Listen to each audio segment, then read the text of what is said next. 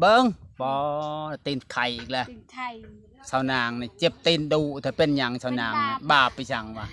บาปตะตีนกี้นี่ก็อันนี้เป็นเธอที่ชองแล้วเนี่ยเนาะ บาปตะกี้ตัวผู้เบา มันเตะผู้บ่าววะนาง ตัวเขานะ จะเตะเขาก็ไปจากยัน บ่เขาบริเตะเขาขี้ตัวเขาตะกี้อ่ะตัวแบบใดเขาคือตัวเขา ตัวบ่มักเขาแต่บ่ได้มักเขาค่ะอ้าวตัวไม่ได้มากเขาแล้วตัวว่ามากเขาแต่ไม่ได้มากเขาแล้วเป็นจังไดอ้าวเฮาในตัวบ่มักเขาแต่เฮาก็เบียดเป็นสิเลิกก็เลิกอ่ะนะ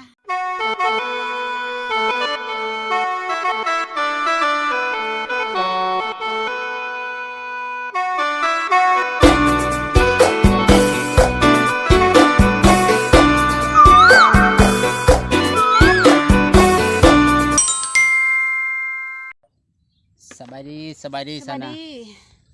สนางอ้วนขึ้นเดี๋ยวนี้กินข้าวแซ่บนอนหลับบ่แม่นแม่นเรียกว่ามีผู้บ่าวไม่ใช่พุ่นบ่บ่มียังโสดบ่มีคนมักอ้วนเลยได้สนางครับเบิ้งสนางเลยเนี่ยปก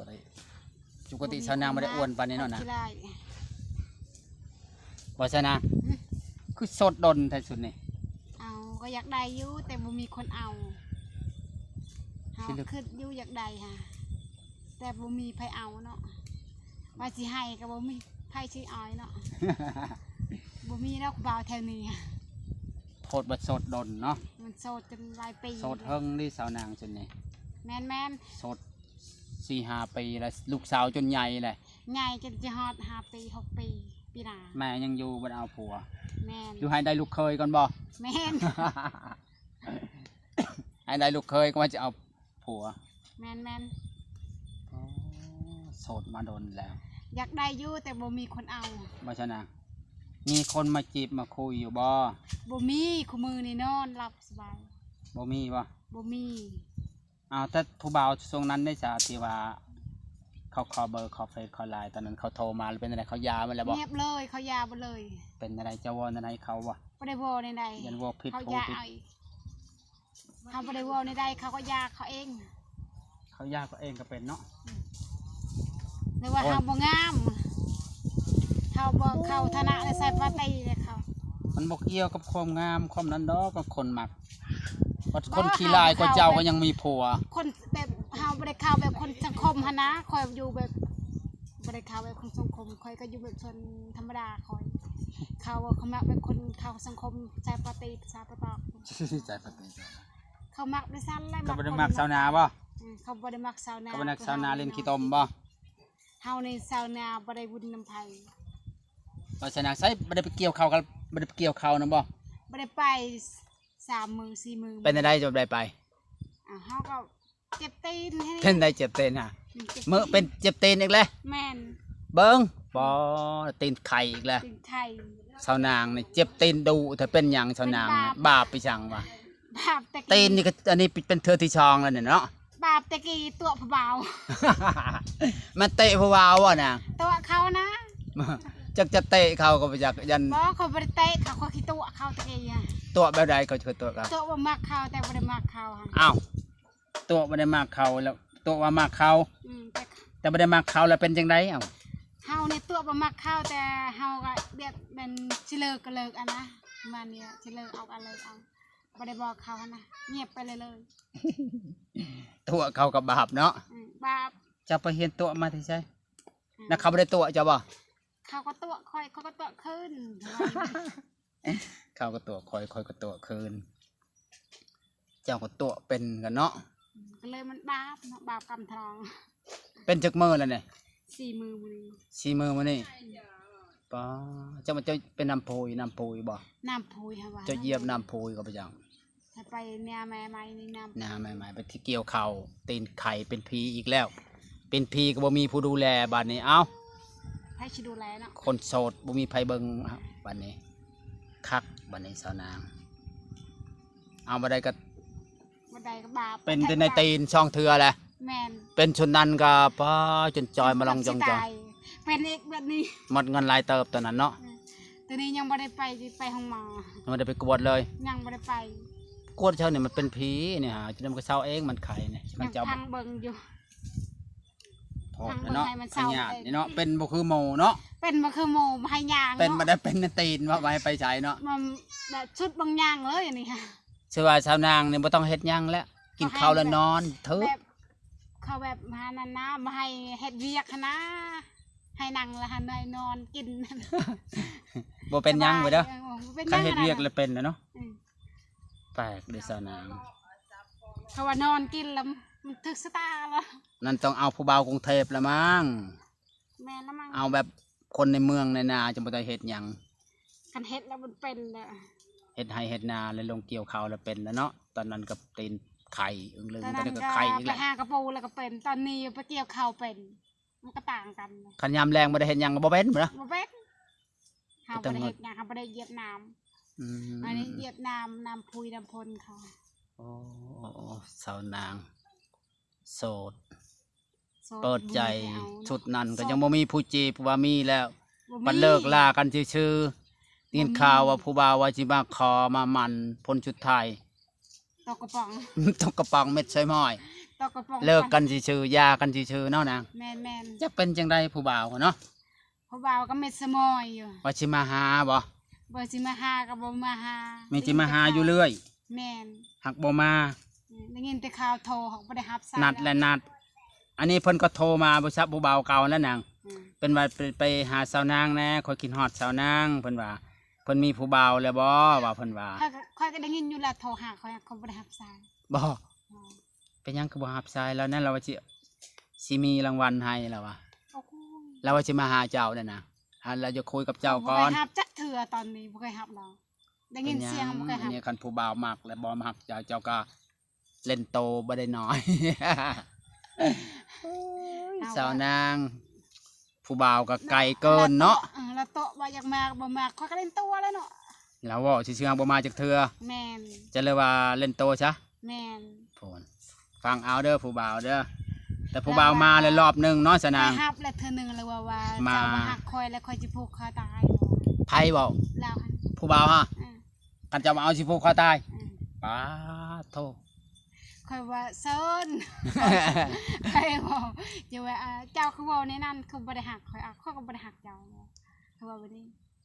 แล้วเว้ายอกจะเว้ายอกแล้วเลยเว้าเลย เว่าได้เลยเว่าบ่ได้เว้ายอกเว่าในโทรศัพท์เว่าอะไรเนี่ยแล้วว่าคือเว่าแบบนั้นแต่กี้คือบ่เว้าแล้วว่าตอนเคยมาหาคือบ่เว้า อือ เขาว่าคันเว้าแบบฉันก็คือว่าเจ้าสิบ่ตายแล้วเขาว่า บ่เจ้าบ่ได้คิดมากจักหน่อยแล้วบ่ซะนะ บ่ อ้าวเห็นได้เรามักเจ้าแห้งได้ซะนะ แล้วมากก็มากอ่ะข้อยก็บ่ได้มาก เราว่าสิมามันทองเดี๋ยวเจ้าไปว่าคือว่าไป แล้ สิ วมันก็มันแล้วข้อยก็บ่เอา อ้าวเอาแล้วสิได้ไหม อย่าให้ แล้วว่าสิมาหาสาวนาง ให้หาแล้วแบบให้ไอแบบให้เฮาแล้วแบบให้จับอันนั้นเราหาเอาผู้ไม้น่ะ เอาผู้ใหม่มันก็บ่คือเจ้าแล้วผู้ใหม่จังได๋ เขาว่าให้เอาซามีเขาบอกแล้วคันจะเอาซามีได้ล่ะซามีก็เอาคันเรามักแล้ว แล้วว่าบ่ คันเราว่าคันเรามักคันบ่ได้ผู้น้องก็สิเอาเอื้อยแล้วว่ารวมสิ แล้วว่านะเอ้าก็ดีแหละเอาเอ้ยก็ดีคือกัน คัน แล้ เรา ว ว่าเบิ่งคันว่าเอาเอื้อยนะเบิ่งบ่อิงดอกเบิ่งบ่อิงตาอยู่ไกลกันทิศ มันจะเกี่ยวไปจัง ว่าเอาไป ไผเสียลาวเสียเสียจังไดโอ้มันเอาผัวแล้วก็ดีแล้วว่ะ ว่าสิเอาเอื้อยปัจจุบันผู้น้องมันบ่ถึกตา มันดุมันเท่าใดสามีก็ได้ แล้วว่าเบิ่งมันนั้นเบิ่งเอื้อยปัจจุบันผู้น้องบ่ถึกตาอีกว่าผิดกันอีกว่ามักผู้น้องบ่สิเอาผู้เอื้อยแล้ว แล้วว่ากับเจ้าจะคุยกับเราบ่ แม่นหั่นแหละ คือบ่คุยกับสามีเลยครับว่าคุยกับสามีเลย สมัยเราบ่คุยมัน สามีบ่คุย แต่ใครเอาบ่เป็น สามีบ่คุยหักจะหากเขาเว้าคือว่ามักหักบ่เป็นเว้า แม่น สามี บ่แล้วก็พอปันกันกับอันนั้นหั่นนะให้ตื่มบัตรก็บ่เป็นหักถ่ายคอยแล้วอยากหัวควรคำว่าปงใส่ขี้ดินนั้นคันว่าปง18นั่นล่ะบ่เป็นแล้วอ่ะคันเป็นหักเป็นแต่บอกคันเล็กมันน่ะเป็นหักไว้จะแท้ได้บอกอะไรนะ ปงใส่แป้นแล้วก็ทายแล้วก็ชงแหละ เราบ่เป็นแล้วอ่ะ คันบอกน่ะก็ลังสิจนใจตาเขาไปถ่ายเปิดกล้องก็อาป่าจือปิ่นจนไหนอาป่าปิ่นสิคืออันนั้นเอ็ดโหแล้วยันแบบยันคนเอานั่นแล้วฮันถ่ายอย่างถ่ายเบอร์หันนะถ่ายบ้านฮะเราแบบเราถ่ายโทรทางเฟซเขามีในเฟซแล้วแต่เขาบอกทิ้งเขามีแต่นั้นนะเขาบอกทิ้งแล้วโทรมันยังก็จะว่าเวลาก็เป็นไปเป็นมายันเห็นไหมจังเราเป็นบัตรโทรศัพท์หันเป็นคือยานเอาเห็นนั่นบ่เป็นทางหน้าหน่อยนึงแล้วก็เป็นทางหลังหน่อยนึงเจ้าก็บ่เห็นเลยติบ่เห็นบ่งวยคือจะให้ฮะคือบ่ให้บ่แม่นถ้าว่าคือแบบคือคนบ่อยากให้อย่างนี้คนแบบคือคนบ่เต็มหมดแล้วก็คนบ่พอใจหมดแล้วบ่เต็มใจอยากให้ครับบ่เต็มใจให้แม่นบ่พอใจตู้ว้าวนี่บ่เป็นตังเงินแล้วคำว่าคือว่าเราว่าคือว่าดีแท้มักแท้จะเอาทองมามันสาวนางแต่สาวนางบ่ตกลงจักเทื่อมันบ่ได้ซื้อบ่ได้ขายมันก็ว่าคือพดบ่ได้เจ้าก็เลยบ่กล้าว่าสิว่ามักบ่แม่นคนแนวเว้านี่ก็บ่ได้ซื้อบ่ได้ขายเขาก็เว้าเอาแล้วข่อยก็เว้าเป็นเกินเว้าคักว่าข่อยมักสาวนางมักแห้งนอนกลางคืนก็คือตื่นขึ้นมาก็คิดแต่เห็นแต่สาวนางรูปสาวนางมันค้างติดกับตาข่อยเลยบ้าไปสิเขาว่าเจ้ามากแห้งเลยว่าผู้ชายคือว่าบ่ได้อึดเขาว่าบ่ได้อึดก็คือว่าชาวนางนี่คือว่าถึกตาข่อยเพิ่นว่าได้หรือว่าใส่แน่นข่อยบ่แล้วอ่ะแม่นบ่แล้วว่าไปสินั่นละตัวว่าสิไปหาข่อยก็ยังบ่เห็นจักเทื่อคันเรามาหาเลยเจ้าจะเฮ็ดอะไรจะเอาทองมามันแล้วเอาก็เรียกก็เบิ่งซื่อเนาะเบิ่งบ่ได้เบิ่งซื่อเฮ็ดในเอาชะมดเด้อชะมดว่าเรามาเลยคอยในมักเจ้าแห้งเลยชาวนางเขาจะเอาทองมามันเจ้าบางทีเรามาชูเลยเอาสู้คอยกับพังมังกรคอยกับแบบขึ้นมังกรจังสิเอายันมันเอาอะไรมันเป็นคือเก่ายันมันบ่เป็นเฮือนเป็นชานแม่นยันขี้เลเกงอนมาเชียบ่แม่นเลยบ่กล้าเสียงอันนี้ยังแต่คนมาตะไกลพุ่นเนาะบ่ฮู้จักเพิ่นคือคนบ้านเฮาเองแค่นั้นเนาะไกลๆเนาะเฮาฮู้นิสัยเนาะนี่ว่ามักจะคนบ่ได้เนาะบ่ได้ไปคอก็ไปนอนนำก็มีได้คนเฮาคือเฮาก็เสียไปแล้วล่ะเจ้าคิดมันก็เสียหายจะคือผู้หญิงเนาะผู้ชายนอนนำเนาะแม่นคือผู้หญิงได้เสียผู้ชายบ่เสียนะค่ะเสียไม่ได้สาวนางเนาะกำลังงามไปให้คนเขามานอนนำเนาะอันนั้นทำบ่คือเฮาก็ต้องคิดบังกรให้ละเมื่อบังกรเมื่อไปได้ให้ละเมื่อมาอะไรเมื่ออะไรมาใหม่อีกแม่นเที่ยวไปเที่ยวมาแม่นมาเอาได้แบบคือเก่าหันแบบใดคือเก่าหันมาสู้แบบใดคือเก่าเอาตอนนั้นมาสู้เบาอันนั้นพอยนางน้อยผู้บ่าวที่ผัวก็จะเลิกกันหันบ่แม่นเขามามือเดียวมาชูแล้วบ่นะฮะมาลายมือลายเธอมาลายมือหาเรามาสู้อันนั้นมาลมมันแล้วเราที่คาดไปเรามาสู้อันนี้เรามักเจ้ามักอันนี้เบิ่งจะว่าครับเฮาก็บอกจากวันนิสัยเขาเป็นจังไดเนาะเฮาก็ยังบ่ฮู้นิสัยเราค่อยยังบ่ตกลงนะว่าต้องคุยกันก่อนเนาะเบิ่งกันก่อนขนาดว่าบ้านไกลนี่ยังว่าปะกันใดอันนี้เฮาตักบ่จักทางบ้านจะฮู้จักบ้านเราบ่ฮู้แล้วนั่นน่ะเฮาก็บ่ฮู้นั่นเราก็บอกอยู่บ้านเฮาลืมเลยบอกเฮาก็บางทีเฮาบ่ได้เห็นบ้านเขาบางทีบอกบ้านผู้อื่นก็จักบ่คนเมืองเว้าเอาก็มีนะคนเฮาบางคนกับบ้านนั้นบ้านนี้เฮาก็เคยแหละผู้นึงเขาโตอันบ้านนั้นบ้านนี้ฮะว่าซั่นน่ะสมมุติว่าเราเห็นอะไรกันเรามักเจ้าเราจะมาขอนำพ่อนำแม่เจ้าจะมาขอมาสู่เรามีรถโตกับรถรถวิโก้เขาสิมักอยู่นะคะบ่มีรถโตกับมีรถวิโก้เขามักเรามีรถวิโก้หันมักอยู่แล้วอยากขี่น่ะให้เลิกแท้อยากได้ในรถวิโก้เราก็บ่มีแล้วที่เราก็คนตกยากนี่เอาเนาะยันมาเราคันบ่มีเราบ่เอาอ่ะคันบ่มีเราบ่เอาโยน้ำผู้อื่นได้จ้ะผู้อื่นเนี่ยเขามักอ่ะ